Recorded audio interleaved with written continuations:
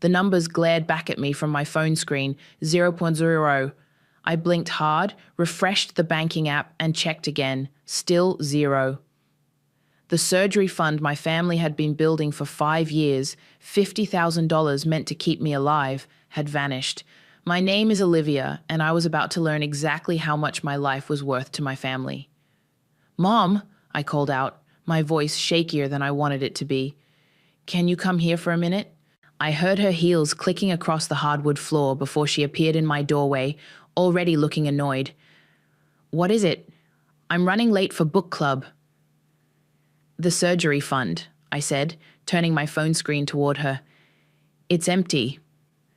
Her face didn't register surprise. That's when I knew. "Oh, that." She waved her hand dismissively.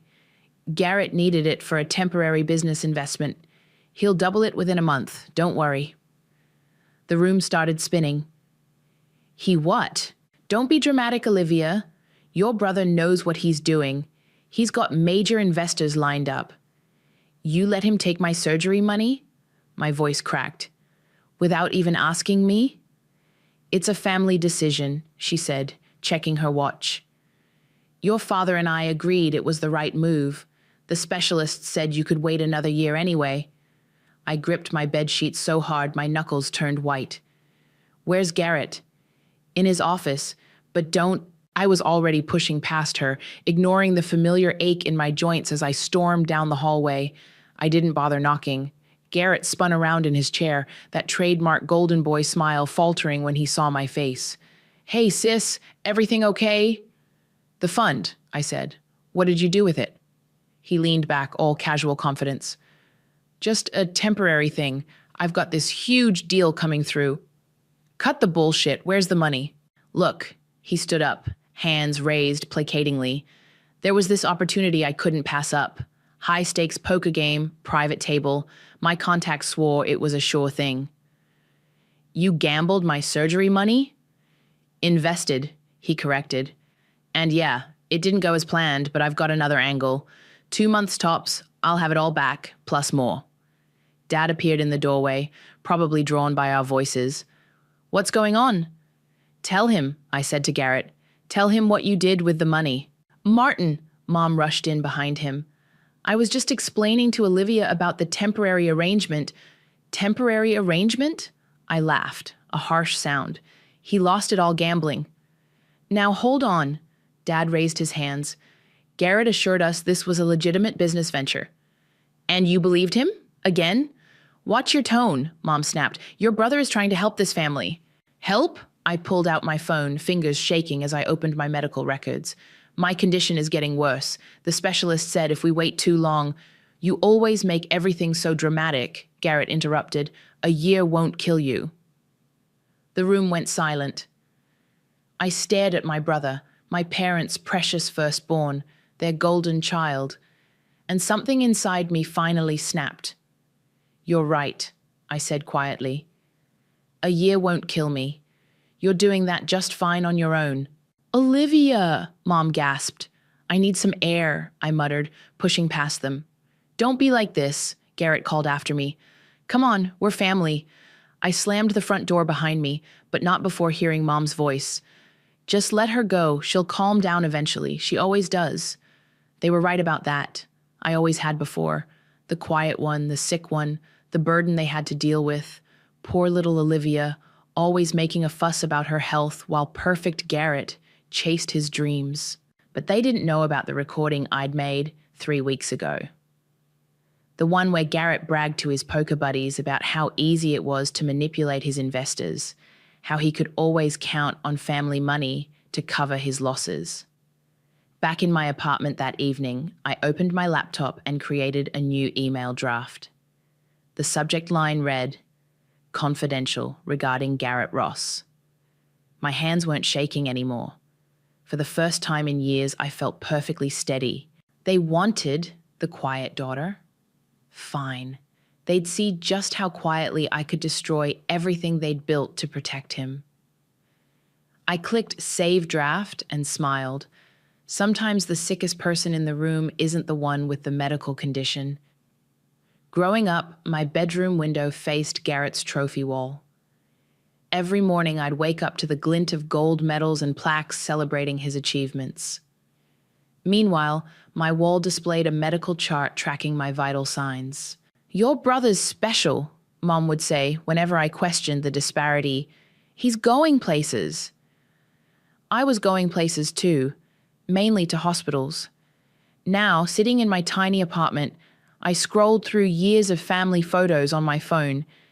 Each one told the same story: Garrett center stage, me pushed to the edges. Even at my high school graduation, which I'd attended against doctor's orders, the family photos showed them clustered around him as he announced his first startup. My phone buzzed, a text from Jillian. "You okay? Haven't heard from you since yesterday." "I'm fine," I typed back, "just processing things." "Mom's worried," I snorted. "About me or about Garrett?" "Don't be like that." "Like what? Accurate?" She didn't respond. I opened my laptop and pulled up Dad's email from 6 months ago. I'd kept it as proof of his promise to never touch the surgery fund without my consent. Now I noticed something I'd missed before. He'd CC'd Garrett on it. My phone rang, unknown number. "Hello? Is this Olivia?" A woman's voice, confident and sharp.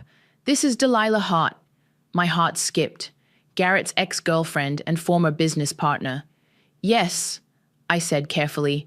"How did you—" "Your sister gave me your number. Said you might want to talk." I sat up straighter. "About Garrett?" "About everything." She paused. "Look, I'm at the Coffee Bean on 5th. Can you meet me?" 30 minutes later, I slid into a booth across from a woman who looked like she ate corporate sharks for breakfast. "So," Delilah stirred her coffee, "your brother finally screwed you over too. You sound unsurprised." "Honey, Garrett's been running the same game for years. Family money, investor money, it all goes to the same place." "The poker table?" She nodded. "Among other things. But here's what you probably don't know. Your dad's been covering for him way longer than anyone realizes." My stomach dropped. "What do you mean?" She pulled out her phone, scrolled briefly, then turned it toward me. Bank statements, dozens of them. "Your father gave Garrett access to your fund months ago," she said quietly. "He never actually stole anything. They handed it to him." The coffee turned bitter in my mouth. "How did you get these?" "I was his business partner, remember? I saw everything before I got out, including this." She showed me another document. "Recognize that signature?" I leaned closer. It was mine, except I'd never signed it. "That's a medical loan application from last year," Delilah explained. "Garrett forged your signature, used the money to pay off some gambling debts." The room started spinning again, but differently this time. Not with shock, with rage. "Why are you showing me this?" Delilah's smile was razor sharp. "Because I've been waiting for someone in your family to finally see him for what he is. And because—" Her phone buzzed. She glanced at it and smiled. Perfect timing. "That's Xander Cooper." "The investor?" "Garrett's biggest fish yet. He's been getting suspicious about some inconsistencies in the reports. Asked me to look into it, given our history." My phone buzzed. A voicemail notification from an unknown number. "Play it," Delilah suggested. I put it on speaker. "Mr. Ross, this is Xander Cooper. There seem to be some discrepancies in your latest proposal. My team has flagged several concerning patterns. I expect a full explanation by tomorrow, or we'll need to reevaluate our arrangement." Delilah's smile widened. "Sounds like your brother's house of cards is getting shaky. What exactly are you suggesting?" "I'm not suggesting anything. I'm offering you ammunition." She stood up, dropping a business card on the table. "Call me when you're ready to use it." I watched her leave, then looked down at the card. Behind it was a receipt for my coffee. She'd already paid for it. My phone buzzed again. "Mom, family dinner tonight. Your brother needs our support right now." Of course he did. He always did. I picked up Delilah's card and typed her number into my phone. Then I pulled up that draft email from yesterday and started typing. Dear Mr. Cooper, regarding your concerns about Garrett Ross's business practices, there's something you should know. Sometimes the best revenge doesn't need to be loud. Sometimes it just needs to be true. You're getting really good at this, Delilah said, reviewing the dossier we'd compiled. Almost scary good.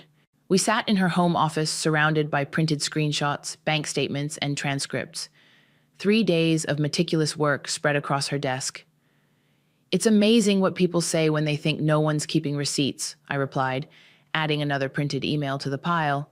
Speaking of receipts, Delilah tapped her laptop, your brother just tried to raise another $100,000 from the Thompson Group, use the same pitch he gave Xander. Bold move for someone already under scrutiny. Bold isn't the word I'd use, she smirked. How's the family dinner plan coming along? I checked my phone. Mom's insisting on celebrating his birthday early, says we need to come together as a family right now. Perfect timing. My phone buzzed. Jillian, can we talk? Alone? I need to go, I told Delilah. My sister wants to meet. The wild card, Delilah mused. Be careful. I found Jillian at our old playground, sitting on the swings like we used to as kids. She looked tired. I'm sorry, she said as I sat on the swing next to her. About everything. Are you? You don't understand. She dug her feet into the wood chips. It's not just about you. Garrett's been doing this for years. I know. No, you don't. She reached into her bag and pulled out a USB drive. Remember when I had to quit art school? It wasn't just because of money. He'd taken out loans in my name, said he'd pay them back before anyone noticed. My swing stopped mid-motion. What? Mom and Dad covered it up, paid it off, told me it was better for everyone if I just let it go. She held out the USB, but I kept everything, every document, every threat, every tearful family meeting where they convinced me to stay quiet. I took the drive. Why are you showing me this now? Because I saw your face when you found out about the surgery fund. It was the same face I had 3 years ago. She finally looked at me. And because I'm tired of pretending we're the crazy ones. Back home, I plugged in the USB. Jillian's files were organized by date, going back 5 years. Each folder was a new betrayal, meticulously documented. My phone rang. Mum. Don't forget, dinner's at 7 tomorrow, she said without preamble. Wear something nice. Your brother has an announcement. I'll be there. And Olivia, try to be supportive. He's under a lot of pressure. I looked at my screen, at the folder marked Garrett's Promises. Don't worry, Mom, I'll give him exactly what he deserves. The next evening, I arrived at my parents' house wearing my best dress and my brightest smile. Garrett was already holding court in the living room. There's my favorite sister, he called out, arms wide. I thought Jillian was your favorite, I said, accepting his hug while slipping my phone into his jacket pocket on silent mode. You're both my favorites, he laughed. Hey, about that thing last week. No hard feelings, right? Business is looking up. I'll have everything sorted soon. Of course, I smiled. Water under the bridge. Mom beamed. See? I knew you'd understand. We gathered around the dining table, Garrett at the head like always. He clinked his glass. I want to thank everyone for coming tonight, he started. Especially Olivia. I know things have been tense, but family always comes first, right? My phone vibrated in my purse, the signal that his phone had successfully synced to my laptop upstairs, downloading everything. To family, I raised my glass, catching Jillian's eye across the table. And, Garrett continued, I have amazing news. The Thompson Group is about to... His phone rang. He checked it, frowned, then excused himself. I counted the seconds. 3, 2, 1. What do you mean, evidence of fraud? His voice carried from the hallway. That's impossible. Who sent... No, Mr. Thompson. I can explain. Mom's fork clattered against her plate. What's happening? Dad stood up. I took another sip of wine. I think Garrett's about to learn something about karma. Jillian's hand found mine under the table and squeezed. Above us, my laptop continued downloading every email, text, and document from Garrett's phone. Sometimes revenge doesn't need to be loud. Sometimes it just needs to be thorough. And I was just getting started. The sound of breaking glass echoed through the house. Garrett had locked himself in his office after the phone call, but the walls couldn't muffle his meltdown. "Should someone check on him?" Dad asked, pacing the living room. Mom wrung her hands. "He just needs time to process. I'm sure it's all a misunderstanding." Another crash. Jillian flinched. "Some misunderstanding," I muttered, loud enough for them to hear. "This isn't helping, Olivia," Mom snapped. "Your brother is in crisis. My brother is in trouble because he committed fraud. Don't use that word." She looked around like the FBI might be hiding behind the curtains. Garrett's office door flew open. He looked wild, tie askew, hair standing up where he'd been running his hands through it. "It's over," he said, voice hollow. "Thompson's lawyers are involved. They're talking about an audit." Mom rushed to him. "We'll figure something out, we always do." "Not this time." He looked straight at me. "Someone sent them everything. Bank records, emails, recordings." "Recordings?" Dad's face went pale. "Of me, at the poker games. Talking about—" He swallowed hard. "About how I move money around." "Who would do such a thing?" Mum demanded. I kept my face carefully neutral, but Garrett's eyes narrowed. "You," he whispered. "It was you." "Prove it." He lunged forward, but Jillian stepped between us.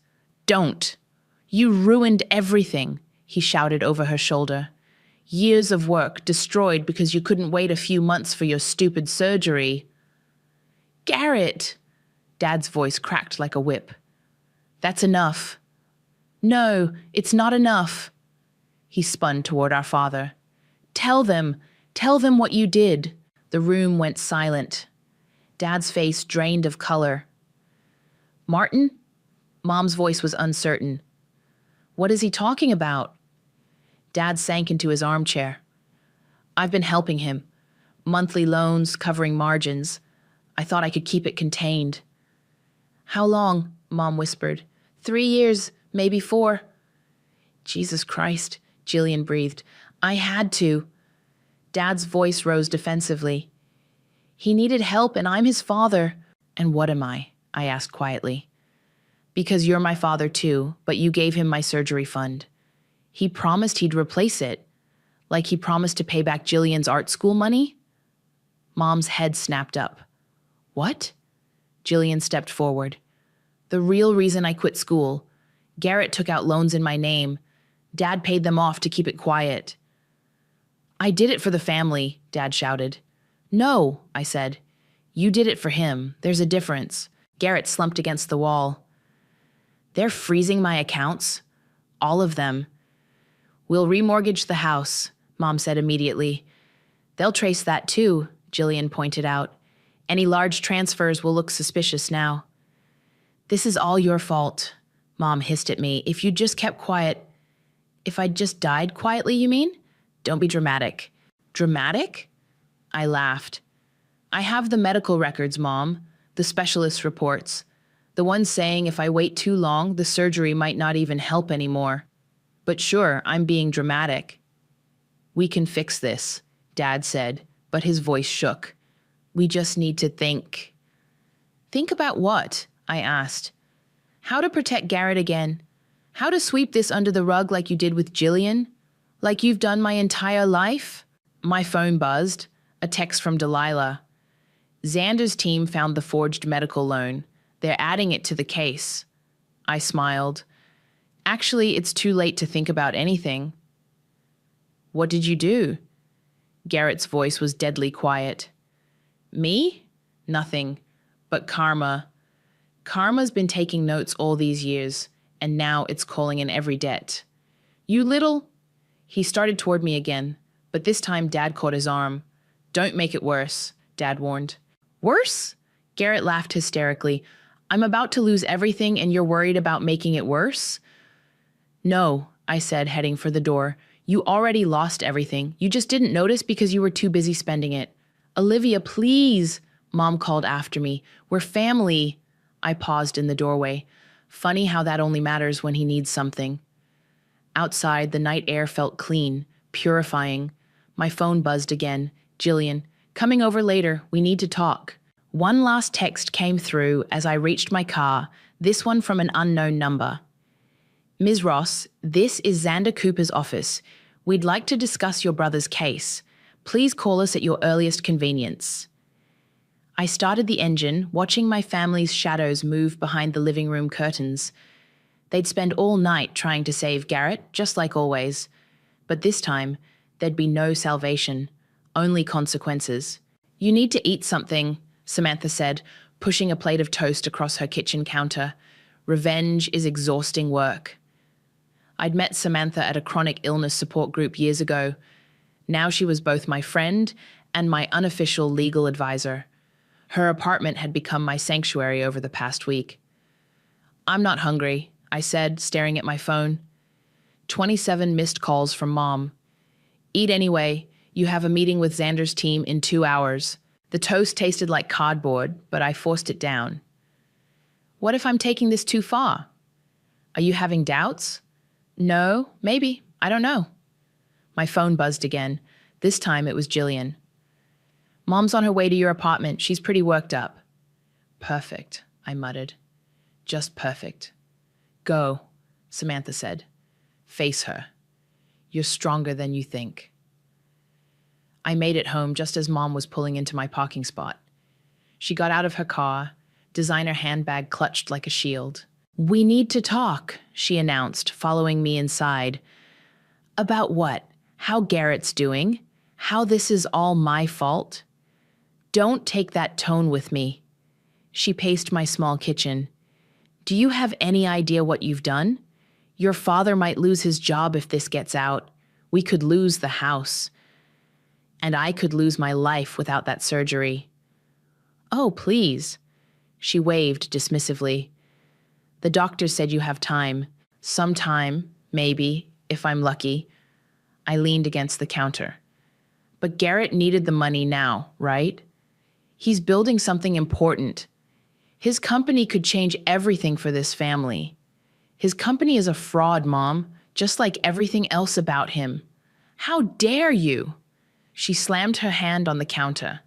After everything we've sacrificed for you, for me, I laughed. Name one thing you've sacrificed for me. The medical bills, the specialists, the endless appointments. Basic parental responsibilities aren't sacrifices. But you know what is? Jillian giving up her dreams, Dad risking his retirement, all of it to cover for Garrett's gambling. He's not gambling, he's... Stop lying, my voice cracked. Just stop. I have proof of everything. The poker games, the forged documents, the stolen investor funds. It's over. She sank into a kitchen chair. You'll thank us one day. When Garrett's company finally succeeds, it's never going to succeed. He's being investigated for fraud, actual criminal fraud. Then take it back, she pleaded. Tell them you made a mistake. Like you told me to mistake my pain for drama? To mistake his theft for investment? I'm your mother. No, I said quietly. You're his mother. I'm just the inconvenience you had to deal with. Her phone rang. She answered it, face paling as she listened. They're freezing our accounts, she whispered after hanging up. All of them. Martin says they're looking into his involvement. I know. Her head snapped up. What do you mean, you know? I told them everything, Mom. About Dad giving Garrett access to my fund, about the cover-ups, all of it. You'd destroy your own family? You destroyed it first. I'm just making sure everyone pays their fair share. She stood up, hands shaking. I don't even know who you are anymore. I'm exactly who you made me, I said. Someone who learned that family means nothing when Garrett needs saving. He's your brother, and I'm your daughter. Funny how that never seemed to matter. She walked to the door, then turned back. When this is all over, don't expect us to forgive you. Don't worry, I smiled. I stopped expecting anything from you a long time ago. After she left, I checked my phone. A text from Delilah. Xander's team is ready. You sure about this? Another from Samantha. Remember, you're not the villain here. You're just the first one brave enough to tell the truth. And finally, one from Jillian. Mom just called crying. I'm still with you, sis, all the way. I looked at my reflection in the window. Mom was right about one thing. I wasn't the same person anymore. That quiet, compliant daughter died the day they stole her chance at healing. In her place stood someone stronger. Someone who understood that sometimes the greatest act of self-love is making sure everyone pays their debts. My phone buzzed one last time. Xander's office. Meeting in 30 minutes, bringing our full legal team. I grabbed my keys and the file of evidence I'd compiled. Time to show them exactly what happens when you mistake someone's silence for weakness. The pounding on my door started at 2 a.m. I knew it was Garrett before I even checked the peephole. I could smell the whiskey from inside. Open the door, he slurred. We need to talk. I pressed record on my phone before opening up. Garrett stumbled in, his expensive suit wrinkled, tie missing. Look what you did, he gestured wildly. Are you happy now? You're drunk, and you're a backstabbing little snake. He dropped onto my couch. They're saying 5 years. 5 years if they can prove intent. Sounds like they already have. He laughed, a hollow sound. You know what's funny? I actually thought I could fix it. All of it. One big win, that's all I needed. Is that what you told yourself when you took my surgery money? The surgery, he sneered. Always about the surgery. Do you even want to live, or do you just like playing the victim? The slap echoed through my apartment before I even realized I'd moved. Garrett touched his cheek, looking shocked. Don't you dare, I whispered. Don't you dare make this about me being dramatic. You stole my chance to get better. I was trying to help the family. By gambling? By fraud? By making something of myself. He stood up, swaying. Do you know what it's like? Being the one everyone expects to succeed? Poor Garrett, I said. So burdened by all that support and privilege. You don't understand. No, you don't understand. I worked 3 jobs with a chronic illness to help build that surgery fund. I skipped college to save money. While you were playing poker with investor funds, I was counting pills and tracking symptoms. I never meant to get caught, I finished. That's the only thing you never meant to do. He fell back onto the couch, head in his hands. Please, you have to help me. Tell them you made a mistake. Like you made a mistake with Jillian's loans or Dad's retirement fund? I'm your brother, and I'm your sister. Funny how that only matters when you need something. My phone buzzed. Delilah. Xander found the offshore accounts. It's worse than we thought. Garrett saw the message preview and lunged for my phone. I stepped back. You're working with Delilah. His face contorted. That bitch never understood business. She understood enough to keep records. He dropped to his knees, grabbing my hands. Please, Olivia. I'll do anything. I'll get your money back. I'll find a way. Like you found a way to forge my signature on that medical loan? He went still. How did you? I know everything, Garrett. Every lie, every theft, every time Mom and Dad covered for you. I pulled my hands away. It's over. They'll send me to prison. Probably. Mom and Dad will lose everything. They already did. They lost it backing you. He stood up suddenly, face dark. You probably think you're so clever, the sick little sister, finally getting her revenge. This isn't revenge, I said quietly. This is consequences. You're just not used to facing them. You smug little... He moved toward me, fist raised. Try it, I said, holding up my phone. I've been recording since you arrived. Give me a reason to add assault to the charges. He froze, then deflated completely. I'll be ruined. Now you know how it feels. My phone buzzed again. Jillian. Police just left our house. Dad's being questioned tomorrow. Garrett saw the message and laughed bitterly. Congratulations, you've destroyed the whole family. No, I opened my door. You did that. I'm just making sure everyone knows it. You'll regret this, he said, stumbling toward the exit. When you're alone and dying, you'll regret it. I'm not dying, Garrett. Not anymore. I smiled. Delilah's friends at the private clinic found me a surgery slot. Turns out karma works both ways. The door closed behind him. I listened to his uneven footsteps fade down the hallway, then called Samantha. He just left, I said. Drunk, threatening.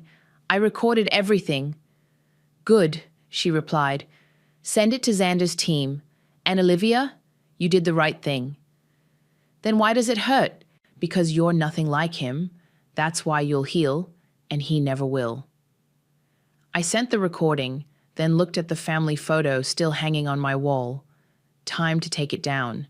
Some things needed to end for others to begin. My phone lit up one last time. The clinic. Surgery scheduled for next month. Payment received from anonymous donor. I smiled, knowing exactly which former business partner had made that arrangement. Sometimes karma needs a little help evening the score. He's trying to run, Delilah announced, bursting into my hospital room. Xander's team caught him trying to access one of his hidden accounts. I was 3 days post-surgery, still groggy but healing. Jillian looked up from where she'd been reading beside my bed. When? She asked. This morning. They've frozen everything now. Delilah checked her phone, including Mom's secret mortgage attempt. I shifted carefully against my pillows. She actually tried it? Behind Dad's back, yeah, would have lost the house within months. A nurse poked her head in. Ms. Ross, your mother's here again. Not today, Jillian said firmly. Doctor's orders. We waited until the nurse left before Delilah continued. Your father's cooperating with the investigation. Full confession about his involvement. And Mom, still in denial, keeps telling everyone it's all a misunderstanding. My phone lit up with a text. Samantha. Turn on the news. Channel 7. Jillian grabbed the remote and flipped to the local station. There was Garrett being led out of his office in handcuffs. Breaking news, the reporter announced. Local entrepreneur arrested for investor fraud and embezzlement. Sources say the investigation began after evidence was provided by family members. Holy shit, Jillian whispered. I watched my brother's face on screen. No more confident smile, no more golden boy charm, just a man who'd finally run out of second chances. They're saying 3 to 5 years, Delilah said quietly. Maybe more, depending on what they find in those offshore accounts. Another text from Samantha. Your parents' house is being searched right now. Jillian's phone rang. Mom. Don't answer it, I said. I have to. She stepped into the hallway. Delilah took her seat. How are you feeling? Better, stronger. I touched my surgical site gently. The doctor says it worked. Good, because there's something else you should know. She hesitated. Xander wasn't just looking to bust Garrett. He was waiting for an excuse. What do you mean? Garrett had dirt on some of Xander's less legal ventures. Was using it as leverage. You didn't just expose your brother, you gave Xander a way to neutralize a threat. I absorbed this. So I was just a convenient weapon? You were the match that lit the fuse. But the bomb? That was all Garrett's making. Jillian returned, face pale. Mom's on her way. She's not good. Security's been notified, the nurse said from the doorway. They won't let her up. 20 minutes later, we heard the commotion downstairs. Mom's voice carried through the building. That's my daughter. I have a right to see her. My phone buzzed. A text from Dad. I'm sorry for everything. I know it's too late, but I'm sorry. Ms. Ross? A detective stood in my doorway. We need to ask you a few more questions about the forged medical loan. Now? Jillian protested. She just had surgery. It's okay, I said. I'm feeling strong enough. The detective sat down, notebook ready. We found something interesting in your brother's office. A letter addressed to you, never sent. Would you like to read it? I shook my head. Some things don't need to be read to be understood. More commotion from downstairs. Then silence. They're escorting her out, Delilah reported, checking her phone. She tried to make a scene in the lobby. Classic mom, Jillian muttered. The detective cleared his throat. About the loan. I have everything documented, I said. Every forged signature, every transferred amount. But you might want to ask my father about his part in it. We already have. He stood up. Thank you for your cooperation, and for what it's worth, you did the right thing. After he left, Jillian took my hand. You know they'll never forgive us. Some things aren't meant to be forgiven, I replied.